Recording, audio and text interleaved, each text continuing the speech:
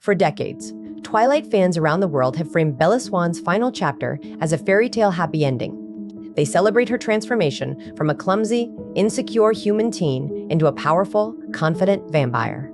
They cheer for her eternal love with Edward Cullen. They coo at the birth of her daughter Renesmee and the peaceful unity between the Cullen Coven, the Quileute Wolfpack, and the vampire world at large. For most casual viewers and even dedicated fans, the final moments of Breaking Dawn represent the perfect wrap-up to a decade-defining love story. Every loose thread is tied. Every conflict is resolved. Every character gets the ending they deserve. But this widely accepted narrative is not just incomplete. It is a carefully constructed illusion that erases the quiet, unspoken horror at the heart of the Twilight Saga's final act. The truth that Stephenie Meyer and the film franchise buried under layers of romantic lighting and soft orchestral scores is that Bella Swan's happy ending was stolen from her the second Jacob Black imprinted on her newborn daughter. This video is not a casual rehash of a teen movie plot. It is a deep dive into the systematic erasure of Bella's maternal autonomy, the violent violation of her most personal boundaries, and the way the story's most beloved plot twist turned her supposed victory into a life sentence of quiet compromise and unspoken grief. To understand the full weight of this violation, we must first ground ourselves in the full context of Bella's journey to motherhood and the extreme sacrifice she made to bring Renesmee into the world. In the fourth and final novel of the Twilight Saga, Breaking Dawn, Stephenie Meyer details a pregnancy so violent and traumatic that it pushes Bella to the absolute brink of death, multiple times over. From the moment she discovers her pregnancy on her honeymoon, Bella faces a level of physical and emotional torment that no other character in the saga is forced to endure.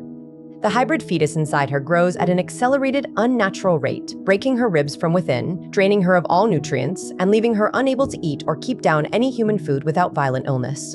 The Cullens, even Edward himself, beg her to terminate the pregnancy, warning her that the child will kill her before it is even born. But Bella refuses. She stands firm in her choice to carry Renesmee to term, even when every single person around her tells her she is making a mistake. Even when Edward pulls away from her, unable to bear watching the woman he loves die for a child he sees as a monster. Even when her own body is breaking down around her piece by piece. This is not a trivial choice or a throwaway plot beat. It is the defining act of Bella Swan's entire character arc. For 4 books and 5 films, Bella is framed as a passive, quiet character who lets the world happen to her, who lets Edward and Jacob make choices for her, who follows where the men in her life lead. But her choice to carry Renesmee is the first time in the entire saga that Bella makes a choice that is fully, unapologetically her own, with no input, no influence, and no approval from anyone else. She faces down the entire Cullen Coven. She faces down the man she loves. She faces down her own failing body, and she chooses her daughter over and over again. She drinks human blood to keep the fetus alive, a choice that goes against every moral fiber she has, and every instinct of the vampire family she has joined. She endures weeks of agony, isolation, and fear, all for the chance to meet the daughter she already loves more than anything in the world. When Renesmee is finally born, Bella's heart stops beating. Her spine snaps. She dies on the operating table, only brought back by Edward's desperate injection of vampire venom into her heart. Every single part of this journey is a sacrifice. Every moment of pain, every moment of fear, every choice she makes is for the sole purpose of bringing her daughter into the world and building a life with her. This is the context that makes what happens next so unforgivable. Mere hours after Renesmee is born, while Bella lies dead on the table, her body being injected with venom in a last-ditch attempt to save her life, Jacob Black imprints on her newborn daughter. In the official canon of the Twilight Saga, imprinting is defined as an unbreakable, involuntary supernatural bond that forms between a Quileute shapeshifter and their fated soulmate. The books and films frame this bond as a beautiful, sacred thing, a gift from the spirits that guarantees the wolf will love, protect, and care for their imprinted person for the rest of their life. The narrative tells us that imprinting is a perfect, selfless act of love, that it brings peace and unity to the pack, and that it is the best possible thing that could happen to Renesmee. But what the story refuses to acknowledge is that this so-called gift is not for Renesmee at all. It is not for Bella. It is for Jacob Black and Jacob Black alone. And the first and most devastating casualty of this bond is Bella Swan's right to maternal autonomy and the exclusive, private bond between a mother and her newborn child. The erasure of Bella's maternal autonomy begins the second she wakes up from her transformation. For 2 full days, Bella lies in a coma, her body turning from human to vampire, while Jacob Black is the primary person caring for Renesmee. He holds her. He sleeps next to her crib. He is the one who learns her habits, her needs, her little quirks in those first critical hours of her life, those hours that should have been Bella's. those hours that Bella sacrificed everything to experience. When Bella finally wakes up, fully transformed into a vampire, the first thing she wants to do is hold her daughter. To meet the baby she died to bring into the world. To start the life she fought so hard to build. But instead, she is met with a barrier that she can never break. A barrier created by the supernatural gravity of Jacob's imprinting bond. The books and films show this moment as a sweet, heartwarming scene. Jacob gently hands Renesmee to Bella and coos about how much the baby loves her mother. But the subtext of this moment is horrifying. Bella is not being given access to her daughter as a birthright, as a mother who earned that right with her blood and her body and her life. She is being granted access to her own child by the man who has already laid an unbreakable claim to her. This is the first and most insidious way that imprinting erases Bella's maternal autonomy. The supernatural gravity of the bond means that Renesmee is instinctively, involuntarily drawn to Jacob in a way that she can never be drawn to anyone else, not even her own mother. The books explicitly state that the imprinted person feels an innate pull to their wolf, that they find comfort, safety, and happiness in their presence above all else. For a newborn baby, this means that Renesmee's first source of comfort, her first attachment, is Jacob Black, not Bella. Not the mother who carried her for 9 months, who died for her, who loves her more than anything. This is not a trivial detail. Developmental psychology has long established that the first few hours and days of a child's life are critical for forming a secure attachment bond with their primary caregiver. For most children, that primary caregiver is their mother or their father. For Renesmee, that primary attachment figure is Jacob Black, a man who is not her father, not her family, and who had been rejected by her mother repeatedly over the course of 3 years. The narrative frames this as a good thing. It tells us that Renesmee's bond with Jacob makes her safer, happier, more secure. But what it refuses to address is the way this bond physically and emotionally removes Renesmee from Bella's primary sphere of influence. Every time Renesmee cries, she calms down faster for Jacob than she does for Bella. Every time Renesmee is scared, she reaches for Jacob first. Every time Renesmee learns something new, takes her first step, says her first word, Jacob is the first one there. Bella is not excluded from her daughter's life entirely, of course. The story makes sure to show us sweet moments between Bella and Renesmee to keep up the illusion of a happy family. But those moments are always secondary. They are always overshadowed by the unbreakable bond between Renesmee and Jacob. Bella is never allowed to be the most important person in her daughter's life. She is never allowed to have the exclusive, private mother-daughter bond that she sacrificed everything to build. Instead, that bond is split, diluted, and ultimately prioritized for a man who has no biological or legal claim to the child, beyond a supernatural loophole that he did nothing to earn. Even more devastating is the way the imprinting bond forces Bella to prioritize a third party's needs over her own, and over the needs of her mother-child dyad by supernatural decree. The Quileute Pact laws and the rules of imprinting itself make it clear that harming an imprinted person is the worst possible crime a wolf can commit. It is punishable by death, and it will turn the entire pack against the person who caused the harm. This means that Bella can never say no to Jacob. She can never set a boundary with him. She can never tell him to leave her and her daughter alone. Because if she does, if she creates any conflict between herself and Jacob, that conflict will cause Renesmee distress. And if Renesmee is distressed, Jacob's wolf instincts will kick in, and he will see Bella as a threat to his imprint. The entire pack will see Bella as a threat.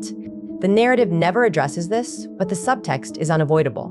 Bella is forced to accept Jacob's presence in her home, in her family, in her daughter's life, or risk being labeled a threat to the child she loves. She is forced to prioritize Jacob's bond with Renesmee over her own right to raise her daughter on her own terms. This is not a romantic plot twist. It is a systematic erasure of a mother's right to autonomy over her child and over her own family. Bella did not go through 9 months of a torturous pregnancy, die on an operating table, and give up her human life forever, just to share her daughter with the man who spent years harassing her, manipulating her, and trying to steal her away from the man she loved. But the Twilight saga frames this theft as a gift. It tells us that Bella should be grateful that Jacob imprinted on Renesmee, that it brings peace between the wolves and the Cullens, that it keeps her daughter safe. But safety is not the same as autonomy. Peace is not the same as justice. Bella's right to raise her daughter without interference, to build a private, exclusive bond with the child she died for, is not a bargaining chip to be traded for pack unity. It is a fundamental human right that the story takes from her without a second thought, without a single moment of reflection, without a single line of dialogue that acknowledges the violation that has taken place. This brings us to the second, equally devastating violation at the heart of Jacob's imprinting. The complete and total violation of Bella's personal boundaries, and the way the bond traps her in a permanent, unremovable proximity to the man who caused her years of trauma and pain. To understand the full weight of this violation, we must first unpack the full history of Bella and Jacob's relationship and the long pattern of boundary crossing, manipulation, and rejection that defines it. When Jacob Black is first introduced in the Twilight saga, he's a sweet, kind, supportive friend to Bella. He is the one who tells her the truth about Edward being a vampire. He is the one who comforts her when Edward leaves her in New Moon. He is the one who helps her rebuild her life when she is at her lowest point. For a brief moment, Jacob is a safe space for Bella, a source of comfort and stability in a world that has been turned upside down. But this dynamic does not last. As the saga progresses, Jacob's feelings for Bella turn from friendly affection to obsessive romantic love, and his behavior becomes increasingly erratic, manipulative, and violent. Over the course of New Moon, Eclipse, and the first half of Breaking Dawn, Jacob crosses almost every boundary a person can cross with someone they claim to love. He repeatedly ignores Bella's explicit statements that she is in love with Edward, that she does not see him as anything more than a friend, and that she will never choose him over Edward. He manipulates her guilt, telling her that she will be responsible for his death if she does not give him a chance. He uses her fear for his safety to force her into situations where she is alone with him, where he can pressure her into returning his feelings. In Eclipse, he forcibly kisses Bella, without her consent, after she explicitly tells him no. When Edward finds out about the assault, Jacob challenges him to a fight, unapologetic for what he has done, and angry that Bella does not return his feelings. Even when Bella is engaged to Edward, even when she is married to him, even when she is pregnant with his child, Jacob refuses to accept her choice. He continues to pursue her, continues to pressure her, continues to make her feel guilty for choosing Edward over him. By the time Renesmee is born, Bella has rejected Jacob's romantic advances dozens of times over the course of 3 years. She has made it explicitly clear, over and over again, that she does not love him romantically, that she does not want a life with him, that she wants him to respect her choices and her boundaries. But Jacob never does. He never accepts her. No, he never respects her boundaries. He continues to insert himself into her life, into her relationship, into her family, even when she tells him to leave. This is the context that makes Jacob's imprinting on Renesmee so horrifying. Because imprinting does not just give Jacob a claim to Renesmee, it gives him a permanent, unremovable place in Bella's domestic life, in her family, in her home, forever. The man who spent years harassing her, assaulting her, manipulating her, and refusing to accept her rejection is now her son-in-law. He is now a permanent fixture in her home, in her daughter's life, in every single part of her happy ending. The narrative frames this as a beautiful resolution to Jacob and Bella's complicated relationship.